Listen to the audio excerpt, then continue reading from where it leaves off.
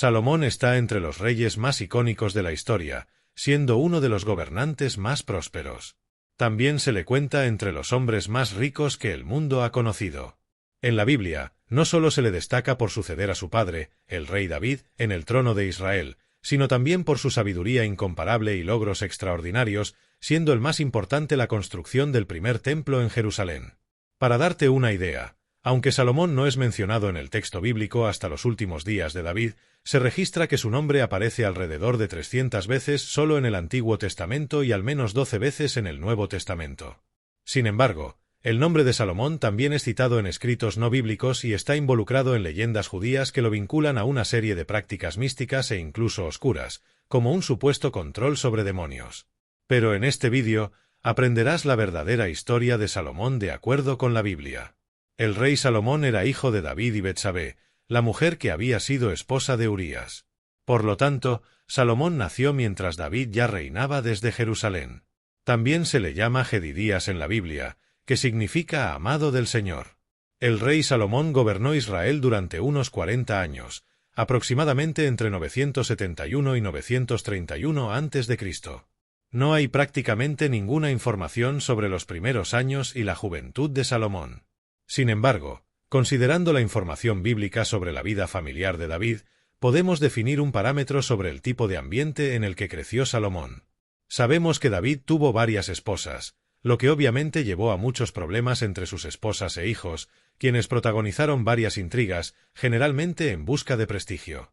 El propio Salomón aparece en la historia bíblica en un contexto de gran tensión dentro de la familia real, en medio de una lucha por el trono de Israel, ya que el rey David era viejo y estaba debilitado. Ante esto, Absalón, medio hermano de Salomón, ya había intentado usurpar el trono de su padre, pero sin éxito. Sin embargo, más tarde, el mayor de los hijos sobrevivientes de David, llamado Adonías, intentó el mismo movimiento proclamándose rey sobre Israel. Adonías ganó el apoyo de Joab, el antiguo general de David, y del sacerdote Abiatar, e intentó por todos los medios ocupar el trono de su padre, incluso organizando una festividad de coronación. Cuando Betsabé, el profeta Natán, el sacerdote Sadoc y otros aliados se enteraron del plan de Adonías, trabajaron para recordar a David su promesa aún no cumplida respecto a Salomón, que sería su sucesor. Así, David ordenó que Salomón ascendiera al trono y fue coronado rey de Israel, ungido por Sadoc. Probablemente, el rey Salomón no tenía más de 18 años cuando fue coronado. El reinado de Salomón fue largo, abarcando 4 décadas de gobierno. Los estudiosos debaten si su reinado ocurrió aproximadamente entre 971 y 931 a.C. o entre 960 y 920 a.C., siendo la primera posibilidad la más probable. Justo después de la muerte de David, el rey Salomón siguió las instrucciones de su padre y actuó en consecuencia para consolidar su posición como rey y desmantelar su oposición. Así, ordenó la muerte de Adonías y Joab y el destierro de Abiatar, comenzando a reinar sin oposición interna. El rey Salomón heredó de David un extenso territorio de aproximadamente 128,000 kilómetros cuadrados. Durante su reinado, mejoró significativamente las condiciones internas en Israel. Sustituyó las antiguas divisiones tribales por una división de su territorio en 12 distritos administrativos, cada uno con un oficial comisionado por el rey. Estos distritos eran responsables de proveer para la corte durante todo el año, con cada distrito encargado de un mes de provisiones. La lista de provisiones diarias era bastante onerosa e incluía 9,000 kilos de harina, tanto fina como común, 30 bueyes, alimentados en establos y criados en pastos, 100 ovejas, además de ciervos, gacelas, corzos y aves selectas, sirviendo como delicias de la mesa. Mucha gente piensa que esta cantidad es fantasiosa, pero olvidan que estos alimentos estaban destinados a toda la corte israelita, que probablemente en su apogeo incluía a todos los funcionarios y la extensa familia real. Muchos estudiosos creen que esta cantidad probablemente alimentaba a más de 12,000 personas. La corte del rey Salomón era bastante completa y organizada, y sus oficiales eran llamados príncipes en el reino. En el ámbito militar, el rey Salomón también realizó mejoras significativas, introduciendo carros de guerra y caballería. En su ejército, también proporcionó nuevas carreteras y estableció fortalezas en la frontera para proteger las rutas comerciales. Hablando de comercio, la actividad comercial fue la fuerza del reinado de Salomón. Él controlaba las rutas comerciales y estableció puntos estratégicos de operación que le trajeron muchos ingresos, tanto que la plata se volvió tan común en su reino como las piedras, y el cedro le permitió vivir en medio de un esplendor de riquezas nunca antes visto en Israel. Salomón también obtuvo buenos ingresos de los peajes cobrados a las caravanas que necesitaban cruzar su territorio. Además, el rey Salomón era un gran diplomático y, durante todo su reinado, Israel raramente tuvo que preocuparse por amenazas militares extranjeras. El primer acuerdo comercial significativo de Salomón fue con Hiram, rey de Tiro, en el que pagaba anualmente algo equivalente a 2,000 toneladas de trigo y 400,000 litros de aceite puro de oliva a cambio de madera y albañiles para sus construcciones.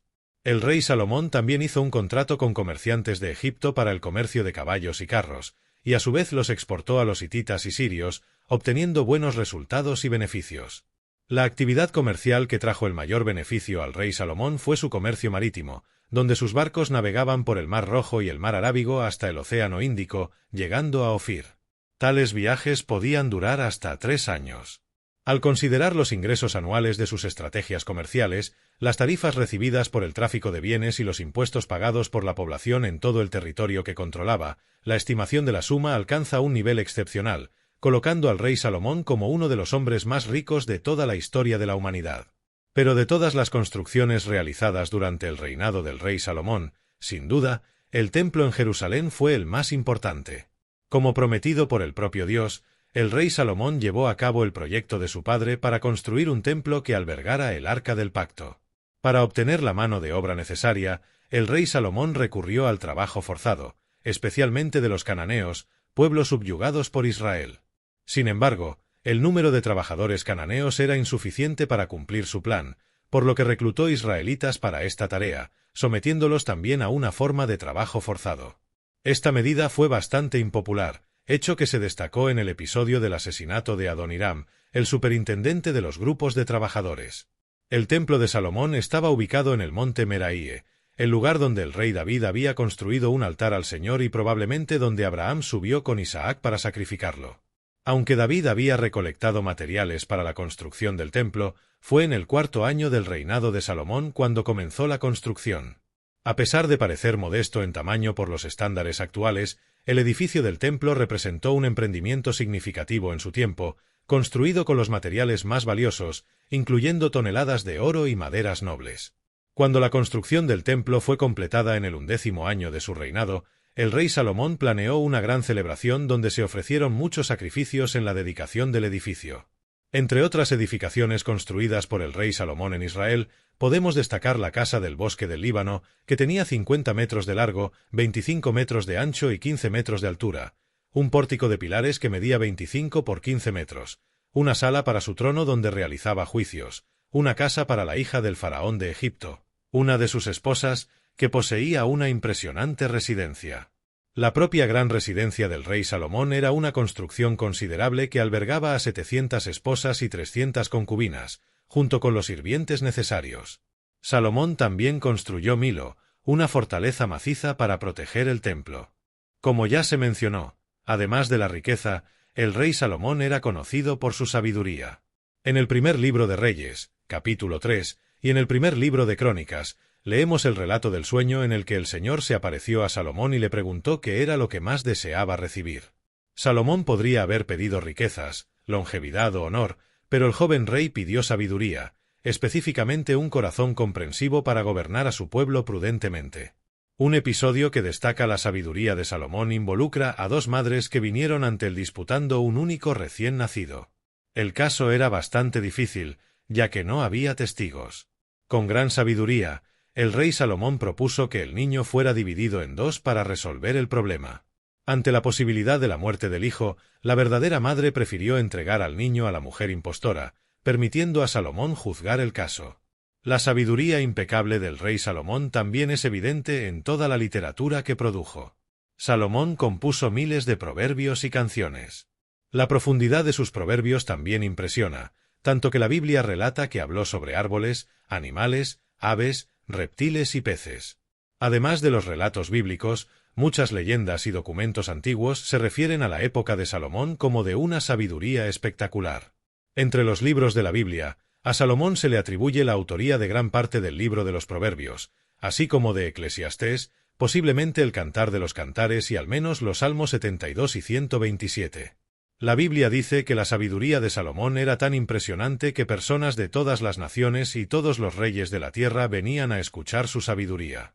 Una de estas visitas fue realizada por la reina de Saba, quien vino desde los confines de la tierra para escuchar personalmente la sabiduría del rey Salomón. La reina de Saba hizo muchas preguntas y acertijos a Salomón, y el rey respondió inteligentemente a todas sus preguntas, dejándola completamente asombrada. En esa ocasión, la reina de Saba presentó al rey Salomón con muchos regalos, incluyendo más de 4 toneladas de oro. A pesar de toda su sabiduría, el rey Salomón tomó acciones que le trajeron problemas. Por ejemplo, Salomón sometió al pueblo a trabajos forzados. Sus prácticas comerciales internacionales de alguna manera llevaron a la introducción de la idolatría en Israel a través del contacto con otros pueblos. Impuso una pesada carga tributaria que sobrecargó a los israelitas. También tuvo una intensa poligamia, que fue el principal medio por el cual los falsos dioses comenzaron a ser reconocidos en territorio hebreo. Además, el propio Salomón fue influenciado por sus muchas esposas extranjeras y en su vejez practicó un culto mixto siguiendo a otros dioses. Hablando de la vida conyugal de Salomón, parece que el matrimonio formaba parte de sus maniobras políticas. En otras palabras, parece que Salomón usó sus matrimonios para garantizar acuerdos internacionales ventajosos, aunque también es cierto que el texto bíblico repite que Salomón amaba a sus mujeres, indicando que sus relaciones no eran meramente estratégicas. Sea como fuere, Salomón llegó al impresionante número de 700 esposas y 300 concubinas. Fue el gobernante israelita que más desobedeció la ordenanza bíblica de que un rey en Israel no debía tener muchas mujeres para que su corazón no se apartara del Señor. Entre las esposas del rey Salomón estaba la hija del faraón de Egipto, y con ocasión de esta unión, Salomón recibió la ciudad de Geser como dote. Algunas tradiciones judías, árabes y etíopes sugieren que Salomón también tuvo una relación romántica con la reina de Saba, de la cual nació supuestamente Menelik y el fundador de la casa real etíope. Sin embargo, la Biblia no relata nada sobre esto. El heredero de Salomón, Roboam, nació de su matrimonio con Name, una mujer amonita. Considerando el periodo del reinado de Salomón de 40 años y la edad de su hijo Roboam cuando le sucedió de 41 años, podemos concluir que la relación de Salomón con Name comenzó antes de su reinado. Por lo tanto, muchos estudiosos creen que Name pudo haber sido la primera esposa de Salomón. Pero el grave pecado del rey Salomón de desafiar la adoración a Dios en Israel cuando comenzó a seguir a otros dioses para agradar a sus esposas extranjeras no podía quedar impune. La Biblia dice que Dios estaba enojado con Salomón. La verdad es que el rey más conocido por su sabiduría y riquezas inimaginables también experimentó el declive y la consecuente desaprobación divina porque, irónicamente, no fue sabio en las cosas de Dios y desatendió sus ordenanzas. Sin embargo, en su misericordia y amor por David, Dios suspendió su pleno juicio durante la vida de Salomón y no le quitó el reino. No obstante, incluso con el aplazamiento del juicio divino durante su vida, Salomón sufrió amenazas de enemigos creados por Dios para ser instrumentos de juicio en su reino, como Hadad el Edomita, Rezón el Sirio y Jeroboam. Entre estos tres oponentes, Jeroboam es el más prominente en el texto bíblico. Él era un líder fuerte y trabajador que se rebeló contra las políticas del rey Salomón, y durante el reinado de Roboam, dividió el reino de Israel, convirtiéndose en rey de las tribus del norte. Por lo tanto, tras la muerte de Salomón, el castigo divino se derramó verdaderamente sobre su casa y el glorioso reino unificado de Israel fue arrebatado de su hijo. La Biblia no proporciona detalles sobre la muerte de Salomón. Lo que se sabe es que terminó su vida de manera melancólica, dejando un reino debilitado al borde del colapso. Sin embargo, sin duda, hizo contribuciones significativas a Israel. Salomón fue el rey que construyó el templo del Señor, el rey que consolidó a Israel en el escenario internacional de su época y fue el principal exponente de la literatura de sabiduría hebrea. En cuanto a las muchas historias extrabíblicas sobre Salomón, no hay evidencia de que sean realmente verdaderas. La propia Biblia menciona la existencia de registros sobre Salomón. Algunos de estos registros, como el llamado Libro de los Actos de Salomón, sirvieron como fuentes para el escritor bíblico de los libros de 1 y 2 Reyes. Sin embargo, estos materiales se han perdido, es decir, ya no existen. Lo que queda hoy son solo leyendas y escritos fantasiosos producidos principalmente por seguidores de una corriente más mística del judaísmo.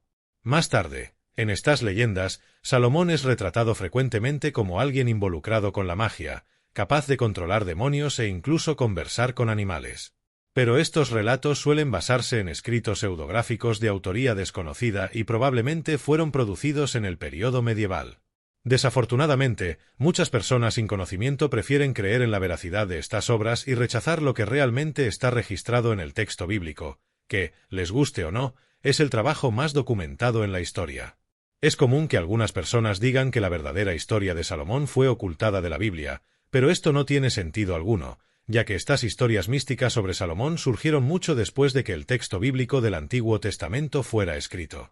En cuanto a la arqueología, la mayoría de los arqueólogos están de acuerdo sobre la historicidad de Salomón, aunque hay mucho debate sobre la extensión y las características de su reino. Sin embargo, los descubrimientos arqueológicos recientes han contribuido cada vez más a la comprensión del período de la monarquía israelita. A pesar de esto, las excavaciones en el área donde estuvo el templo, que podría ser la más importante para posibles descubrimientos del tiempo de Salomón, son siempre muy problemáticas debido a cuestiones políticas y religiosas. Por lo tanto, lo que realmente sabemos de manera confiable sobre Salomón es lo que está registrado en la Biblia. Y lo más importante en todo esto es entender que toda la gloria y esplendor del reino de Salomón tipificaba el reino eterno del Mesías, de modo que el Salmo 72, atribuido a Salomón, usa un lenguaje hiperbólico para referirse simultáneamente al rey humano y anunciar al rey divino que es Cristo. Ahora, escribe en los comentarios qué piensas sobre la historia de Salomón.